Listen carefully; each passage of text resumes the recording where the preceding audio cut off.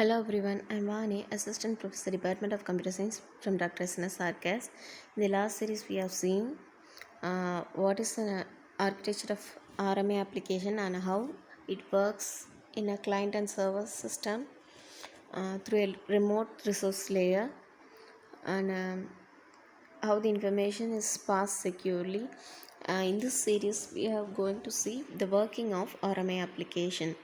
The following points are it is the process where the RMI application works. When a client makes a call to a remote object, it receives by a stub, which eventually passes the request to the RRL.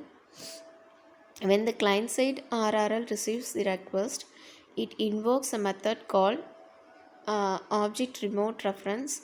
It passes the request to the RRL on the server side. Then the RRL on the server side passes the request to the skeleton. It is a proxy on the server, which finally invokes the required object on the server. The result is passed all the way back to the client. These are the working process of RMI application. Here, the next one is RMI Registry, which is the namespace of a server objects where the methods used and objects were bind together in the place of a server. Each time the server creates an object, its registry within RMI registry using bind or rebind methods. These registry used a unique name known as bind name. It invoke a remote object. The client needs a reference of the object. At the time, the client fetches the object from the registry using a bind name using lookup method. Here it is a diagrammatic representation of a client server, how it acts and fetch the object through the method lookup. It both client and server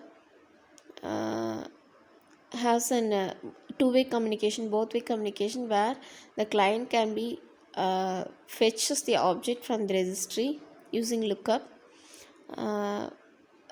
From the server can binds the objects in the registry using rebind. The client fetches the objects, whereas the server binds the objects. The both client and server invokes the methods using a fetched objects. Using lookup, the client can search the objects that is required for a client to access from the server, from the RMI registry. If the client already processed it, it can just fetches the data which can be used again, reused again. Whereas in the server side, it binds the objects in the registry using rebind. It already the if a client requests an object request to the server, it stores in the RMI registry. The server need not to access once again give a response for a already requested information. It can just analyze what the request gathered from the client, and that is stored in RMI registry. It binds the object. It used to recover the information from the RMI registry and binds together, and it passes to the client. The both-way communication.